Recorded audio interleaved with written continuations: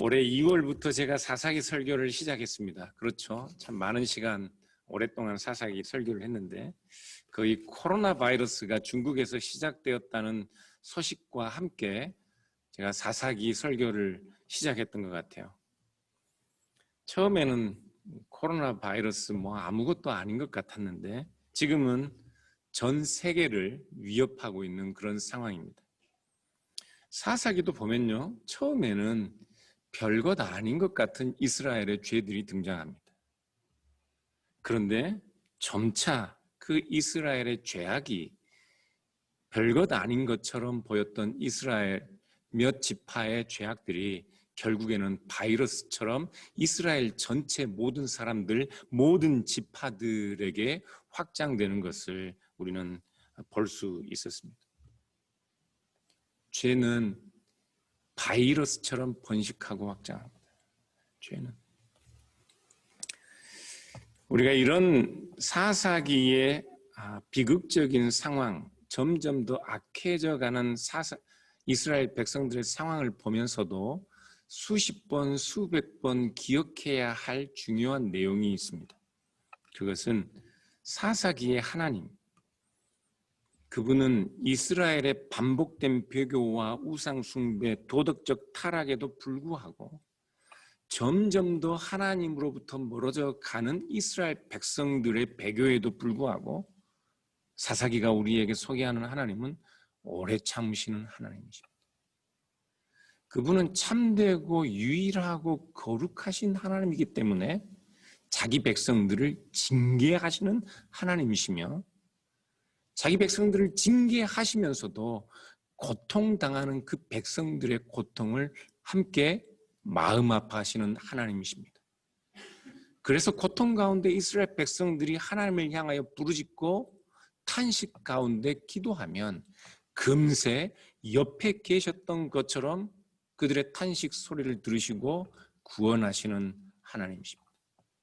그래서 이런 하나님에 관한 인식, 성경 전체가 우리에게 소개하는 그 하나님에 대한 인식을 가지고 사사기의 비극적인 결말을 보면 오늘 우리가 사사기 20장 그리고 다음에 사사기 21장을 보게 될 텐데요.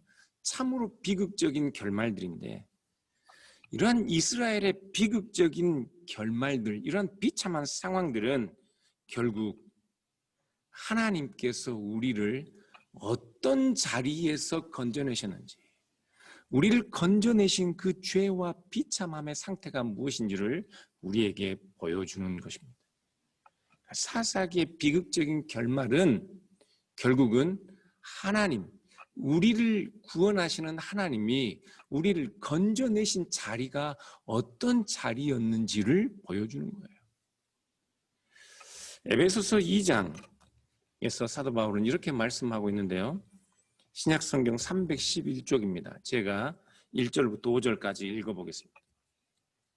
그는 허물과 죄로 죽었던 너희를 살리셨도다.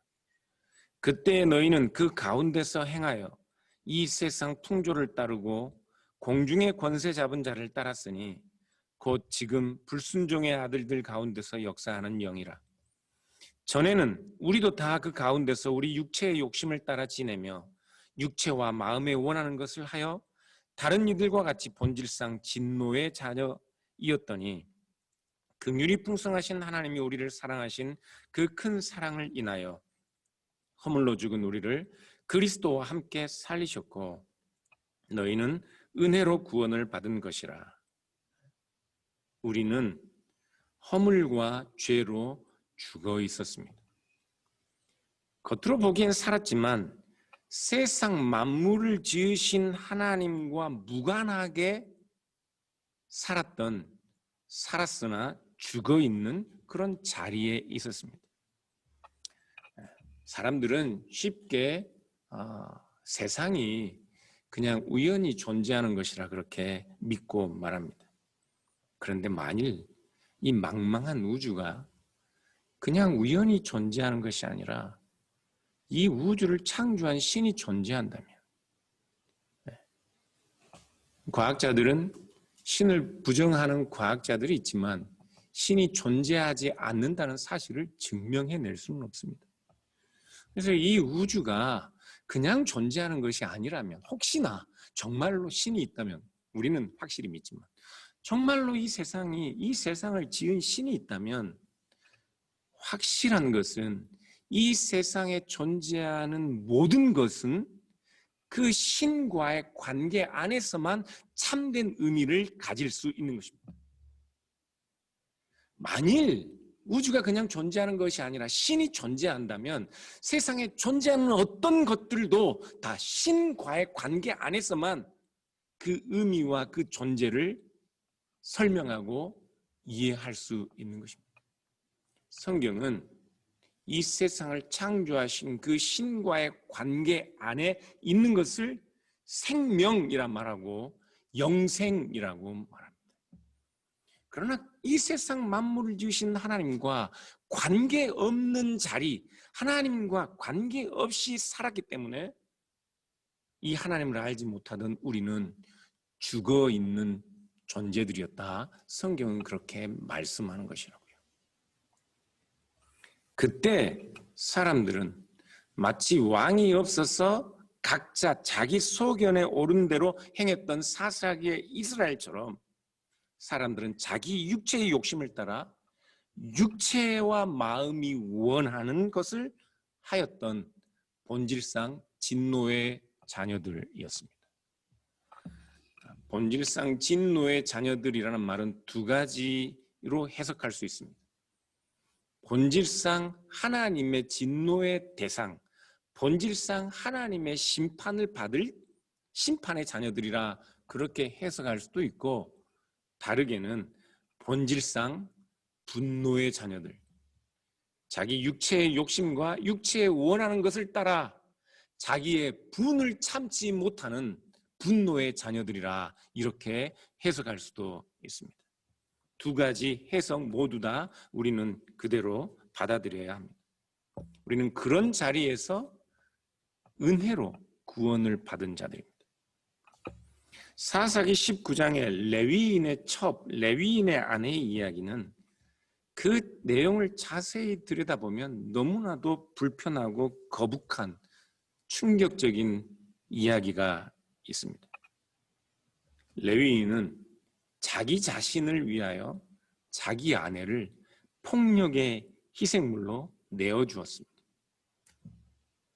그리고 죽었는지 살아있는지 아직 확실하지 않은 자신의 아내를 각 신체를 절단하여 이스라엘 각 지파들에게 보냈습니다. 고대 사회에 이 짐승들의 몸을 토막내어 각 지파들에게 보내는 것은 특별한 메시지를 포함하고 있었습니다. 그것은 군대를 동원하기 위한 수단이었습니다. 사울 왕도 비슷한 이야기가 나오는데요. 사무엘상 11장에 보면 사울이 왕이 될 때 이런 일이 있습니다. 11장에 사무엘상 11장에 암몬 족속의 나하스가 길르앗 야베스를 포위하는데, 그때 길르앗 야베스 성읍의 사람들이 그 암몬 족속의 나하스에게 나와서 우리가 너희의 종이 되고 우리가 너희를 섬길 테니까 평화 조약을 맺자 이렇게 청을 합니다. 그런데 암몬의 나하스 왕은 그들의 청을 거절하고 우리가 이 성읍 사람들의 오른 눈을 빼기 전까지는, 너희의 눈을 제거하기 전까지는 너희와 평화 조약을 맺지 않겠다. 그렇게 길르앗 야베스 사람들을 위협합니다. 우리가 너희의 종이 되어 너희를 섬기겠다 하는데도 우리가 너희의 눈을 빼기 전까지는 너희와 조약을 맺지 않겠다 하니 이 얼마나 미치고 펄떡 뛸 노릇입니까? 방법이 없잖아요. 그런데 그 이야기를 소를 몰고 가던 사울이라는 청년이 듣습니다. 그가 하나님의 영에 감동되어 그 이야기를 듣고 크게 노하여, 의분이죠, 몰고 가던 소를 잡아 각을 떠서 이스라엘 백성들에게 보냅니다. 그리고 누구든지 나와서 사무엘과 사울을 따르지 않으면 너희 소가 이렇게 될 것이다. 너희가 이렇게 될 것이다. 그렇게 서신을 보냅니다. 사울의 경고 때문에 사람들, 이스라엘의 모든 사람들이 다 나와 암몬 족속과 전쟁하여 그들을 물리칩니다. 짐승을 나누어 보낼 때는 함께 나와 전쟁하지 않으면 너희가 이렇게 되리라는 협박입니다. 지금 레위 제사장도 자기 아내의 몸을, 이게 참 설교 시간에 이 참담한 이야기를 하기가 참 너무 거슬리는데요. 자기 아내의 몸의 부분들을 지파들에게 보낼 때는 결국 자기를 위하여 전쟁에 참여하라는 서신을 보내는 것과 같았습니다. 그런데 레위인이 지금 이스라엘 백성들에게 보내는 것은 짐승의 살덩어리들이 아니었습니다. 자기 아내의 몸이었습니다. 이런 일은 이방 나라에서도 찾아보기 힘든 일이었습니다. 고대 사회에 적군이나 적군의 사신의 목을 쳐서 그 시체를 적군들에게 위협으로 보내거나 짐승의 살을 떠서 지파들, 연합군들의 사기를 유발하게 하는 일들은 있었지만 자기 사람의 몸을 나누어 자기 사람들에게 전쟁에 참여하도록 고무하는 일은 없었습니다. 그런데 그 일이 지금 이 레위 제사장을 통해 일어나고 있습니다. 레위인은 이스라엘 백성들에게 더 자극적이고 더 혐오스러운 일들을 보여줌으로써 이스라엘 백성들이 전쟁에 참여하도록 그렇게 고무하고 있는 것입니다. 자기 자신이 폭력의 희생물로 내어준 자기 아내의 몸을 이제는 조각내어 이스라엘 백성들에게 보내어 자기의 안갚음과 복수를 위하여 이스라엘 백성들의 희생을 요구하고 있습니다. 사랑하는 여러분, 이 사람 누구예요? 어떤 사람입니까? 지금 이 사람 어떤 사람이에요? 성경에서 지금 이 레위인을 이야기할 때 이 사람의 직업을 뭐라고 소개했습니까? 제사장입니다. 제사장.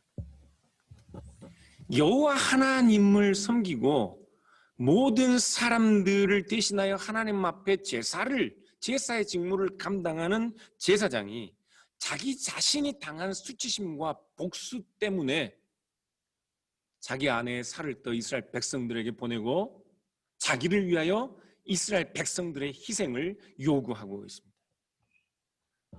사사기 17장부터 21장까지 읽으면서 우리가 눈여겨보아야 하는 부분이 있습니다. 17장부터 21장의 사건들에 등장하는 주요 인물들에 관한 것입니다. 그 사람들은 어떤 사람들입니까? 17장에 나오는 사람 어떤 사람이에요? 레위인입니다. 미가의 제사장입니다. 그렇죠? 지금 18장, 19장, 20장에서 나오는 이 사람은 누구입니까? 레위인 제사장입니다. 20장부터 지금 17장부터 21장까지 이스라엘의 가장 비참한 타락의 상황, 이스라엘이 가장 비참한 상황에 처해 있는 이 모든 일의 중심에 바로 종교인 제사장의 타락이 있었다고요. 이 종교인의 타락, 제사장의 타락이 이스라엘을 얼마나 심각하고 비참한 자기 파괴의 자리에 세우는지 오늘 20장부터 우리가 그 내용을 목격할 수 있는데요. 20장 1절부터 3절까지 같이 한번 읽어보겠습니다.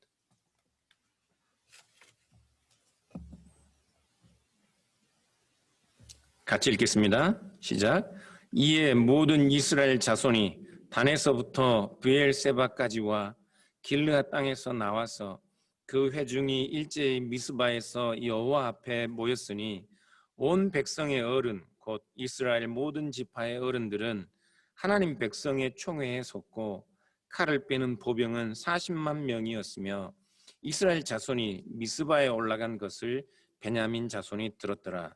이스라엘 자손이 이르되 이 악한 일이 어떻게 일어났는지 우리에게 말하라 하니, 겉으로 보면 베냐민 지파의 악을 징벌하기 위해 이스라엘 백성들이 다 함께 여호와 앞에 미스바에 모인 일이니, 자기들 가운데 있는 악을 제거하기 위해 모인 일이니 이 일이 참 좋아 보입니다. 그렇죠? 그런데 차근차근 보시면 지금 이 내용들은 이스라엘이 하나님의 언약을 우습게 여기고 자기 자신을 파괴하는 일에 한 몸처럼 연합하여 서 있는 것을 우리에게 보여줍니다. 1절을 보시면 일제히라는 단어가 나옵니다. 일제히는 히브리어로 보면 하나같이라는 말인데요. as like one, 하나처럼 이라는 말입니다. 2절도 보시면 온 백성이라는 말이 나오는데 히브리어로 보면 이스라엘 모든 지파의 모든 사람들, 모든이 두 번이나 반복되어 이스라엘의 모든 사람들을 강조하고 있습니다. 지금 그들이 모인 장소가 어디입니까? 미스바의 여호와 앞에 모여 있습니다. 그러니까 이스라엘 전체가 한 몸처럼 마치 여호와 하나님 앞에서 언약을 갱신하고 지키는 것처럼 그렇게 여호와 앞에 미스바에 모여 있습니다. 그런데 사실 이 모습은 사사기가 처음부터 이스라엘 백성들에게 요구하던 것이었습니다. 사사기에 하나님이 이스라엘 백성들에게 원하는 것이 이스라엘의 모든 지파, 모든 사람들이 한 몸처럼 연합하여 하나님 앞에 서는 것을 요구하고 기대하고 있었습니다. 그런데 지금 사사기가 기대했던 그 일이 일어나고 있는데 이스라엘의 모든 지파의 모든 사람들이 한 몸처럼 연합하여 여호와 앞에 서 있다고요.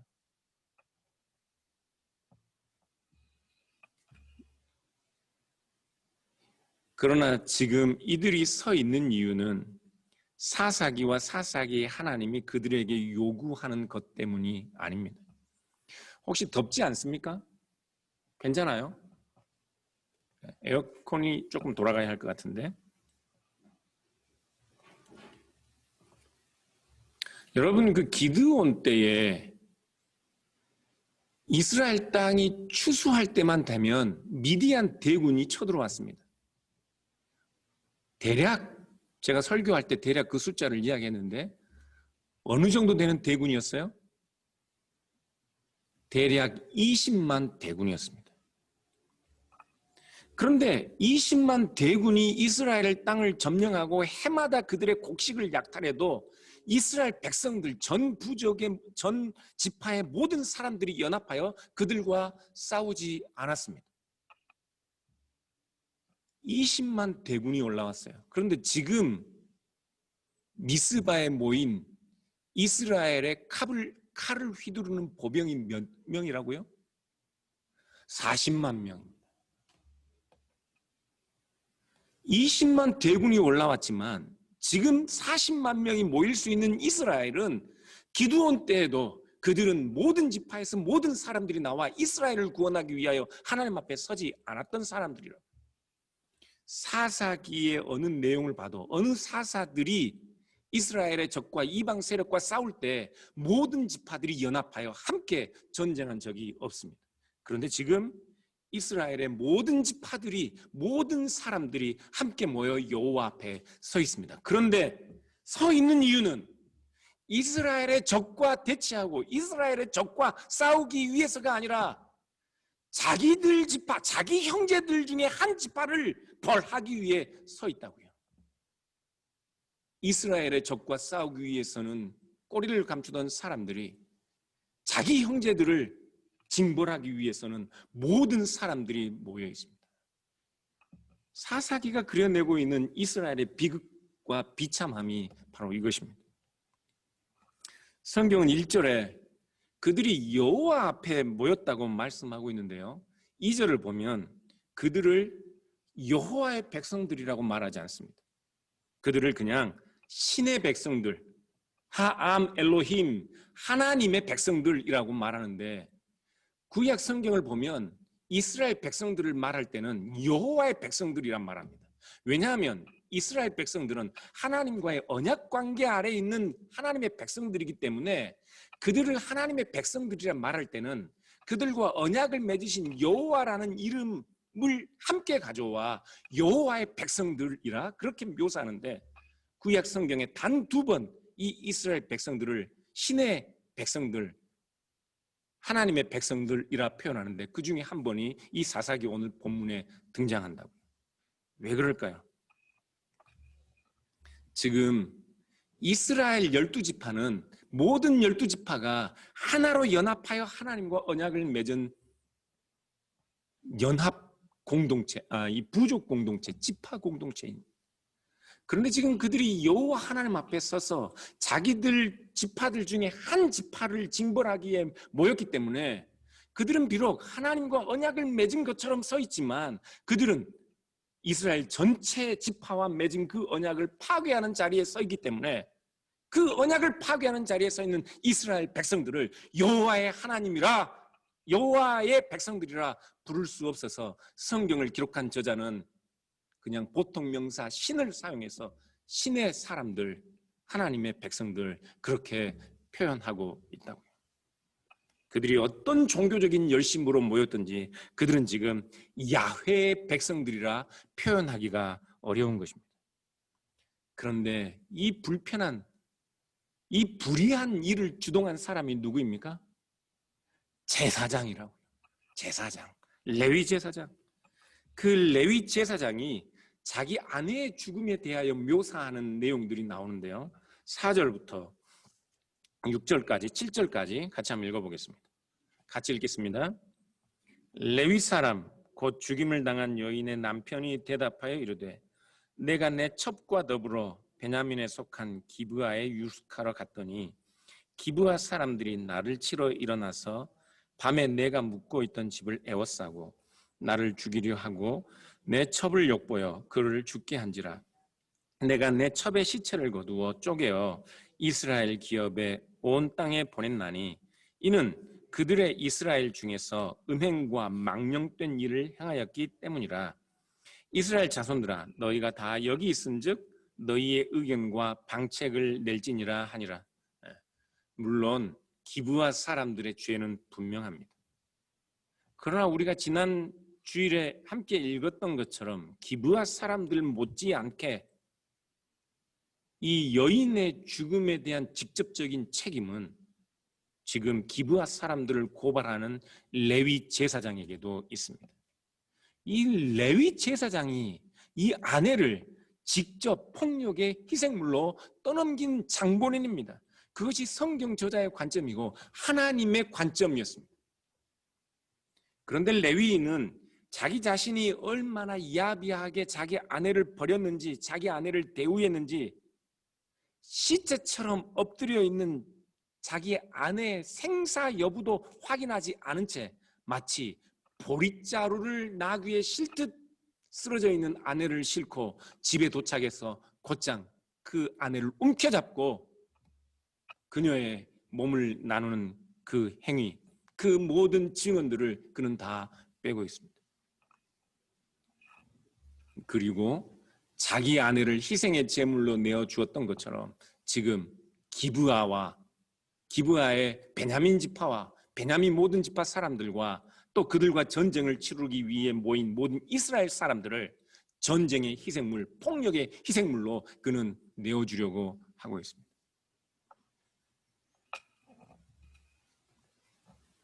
그들의 참된 왕이신 하나님, 여호와 하나님과의 언약을 지키기 위해서는 모든 지파 사람들은 모이지 않았지만 이제 이스라엘의 모든 지파 사람들은 그 레위 제사장의 말을 듣고 자기 형제의 지파를 파괴하고 징벌하기 위해 모두 한 몸처럼 모여 연합하고 있습니다. 에베소서 2장이 말씀하는 것처럼 우리가 전에는 분노의 자녀들이었던 것처럼 이들은 지금 분노의 자녀들의 자리에 있습니다. 이들 모두 레위 제사장들이나 이스라엘의 모든 사람들이나 왕이 없어서 각자 자기 소견에 오른 대로 자기 육체의 소욕을 따라 자기 육체가 원하는 대로 행하고 있는 것입니다. 8절부터 11절까지 계속 보겠습니다. 같이 읽겠습니다. 모든 백성이 일제히 일어나 이르되 우리가 한 사람도 자기 장막으로 돌아가지 말며 한 사람도 자기 집으로 들어가지 말고 우리가 이제 기브아 사람에게 이렇게 행하리니 곧 제비를 뽑아서 그들을 치되 우리가 이스라엘 모든 지파 중에서 100명의 10명, 1000명의 100명, 10,000명의 1000명을 뽑아 그 백성을 위하여 양식을 준비하고 그들에게 베냐민의 기브아에 가서 그 무리가 이스라엘 중에서 망령된 일을 행한 대로 징계하게 하리라 하니라. 이와 같이 이스라엘 모든 사람이 하나같이 합심하여 그 성읍을 치려고 모였더라. 1절부터 11절까지 계속해서 강조하고 반복되고 있는 것이 뭡니까? 그들이 하나같이 일제히. 오늘 8절도 보면 모든 백성이 일제히 일어났다고 말씀하고 있는데 모든 백성이 하나처럼 as like one 그렇게 말씀하고 있습니다. 11절에도 이스라엘 모든 사람이 하나같이 합심하여 그렇게 묘사하고 있습니다. 지금 성경은 우리에게 자기 형제인 기브아의 사람들을 치는 그 일에 온전히 하나 된 모든 이스라엘 사람들이 한 마음으로 연합하고 참여하고 있다는 것을 말씀하고 있는데 이처럼 한 제사장의 타락이 종교의 타락이 이스라엘 지파 안에 얼마나 심각한 대재앙을 초래하는지 우리에게 보여주고 있다고요. 여러분 잘 한번 생각해 보세요. 오늘날 우리 주위에서 일어나고 있는 일도 한번 생각해 보십시오.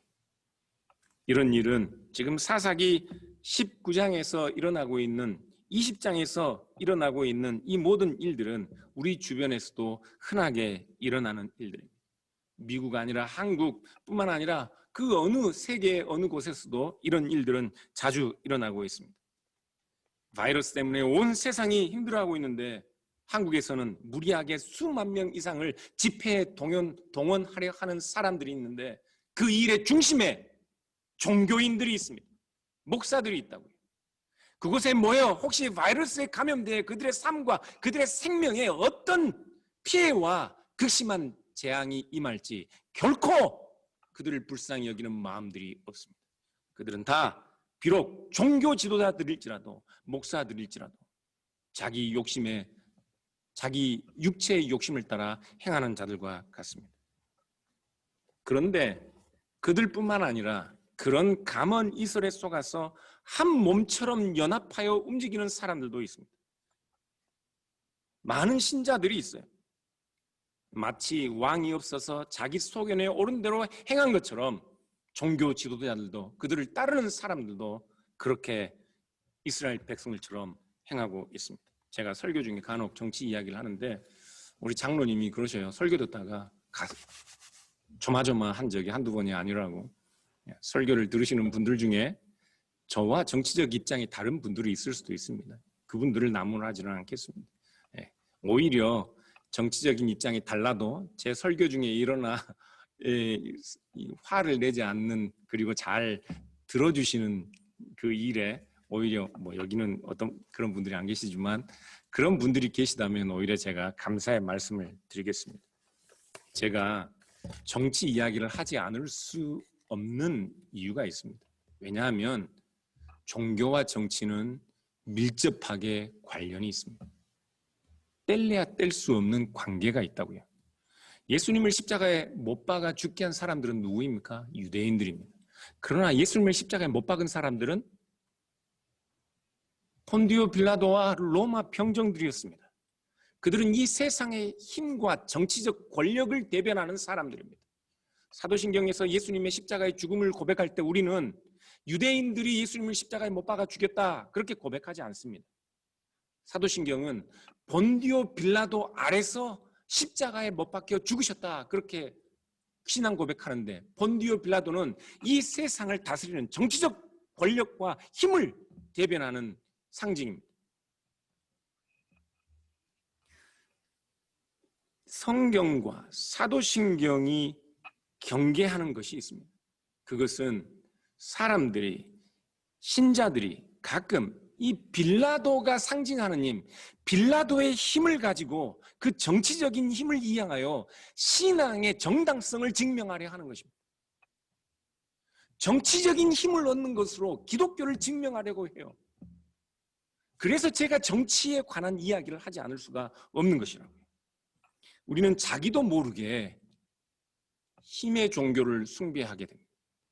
우리는 자기도 모르게 힘을 얻는 것이, 그것이 기독교에서도 이기는 것이라고 그렇게 생각할 수 있습니다. 그래서 자기도 모르게 힘의 종교를 따라가고 기독교를 편드는 정치인들이나 권세자들이나 힘 있는 자들, 그들이 진실한 사람들이, 정의로운 사람들인지, 그들이 정말 모든 사람들에 대한 따뜻한 애정과 자비심을 가지고 있는 사람들인지, 모든 사람들을 공평하게 대하는 정치인인지 따지지 않고 기독교인들에게 편을 들어주면 우리도 그 사람들의 편이 되는 것. 그래서 정치 이야기를 하는 것이라고요. 옳지 않기 때문에.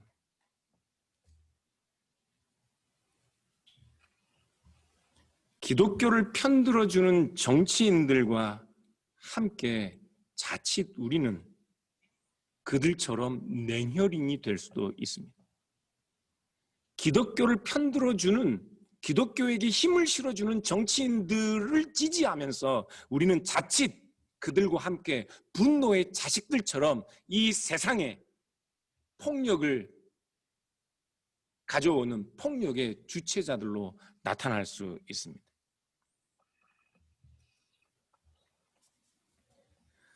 사랑하는 여러분, 이런 일들에 대한 성경 저자의 평가는 너무나도 분명합니다. 사사기 17장 6절에 그때에 이스라엘의 왕이 없으므로 자기 소견에 오른 대로, 사람들마다 자기 소견에 오른 대로 행했다 말씀하고, 그리고 나서 누구 이야기가 나옵니까? 레위 제사장의 타락 이야기가 나오죠. 18장 1절에 이스라엘의 왕이 없었다 말씀하시고, 19장 1절에 이스라엘의 왕이 없을 그때에 말씀하시고 나오는 이야기는 레위 제사장의 이야기가 나옵니다. 그리고 21장 마지막 절에 그때 이스라엘의 왕이 없으므로 사람들이 각자 자기 소견에 오른 대로 행했다. 17장부터 21장까지 타락한 제사장들과 함께 그들의 일에 동참한 모든 사람들이 자기 소견에 오른 대로 행했다. 성경은 단정적으로 우리에게 선언하고 있다고. 사랑하는 여러분, 하나님을 믿는다는 것, 여호와의 백성이 된다는 것, 때로는 우리가 지지하는 정치인에 관하여 우리의 태도와 관련될 수도 있습니다. 그래서 미국의 어느 신학자는, 제가 우리 일부러 우리 트럼프를 이 자리에서 이야기를 하고 싶은 생각은 없는데, 그분은 정말 유명한 신학자인데, 트럼프를 지지하는 사람들은 기독교인이 아니다라고 말할 정도로 여호와 하나님을, 그 말이 맞건 틀리건 그것보다 여호와 하나님의 백성으로 드러나고 우리가 거룩한 하나님의 자녀, 그리스도인으로 서는 것이 때로는 정치인들을 지지하는 우리의 태도와도 분리할 수 없이 관계되어 있을 수 있다는 사실입니다. 때로는 우리의 종교적인 열심이 예수님을 십자가에 못 박는 유대인들의 무리에 우리를 세울 수도 있는 거예요. 그래서 우리의 사랑하는 것, 우리가 좋아하는 것, 우리가 지지하는 것, 우리가 즐거워하는 것, 이 모든 것들에 대하여 우리는 진지한 관심을 가져야 합니다.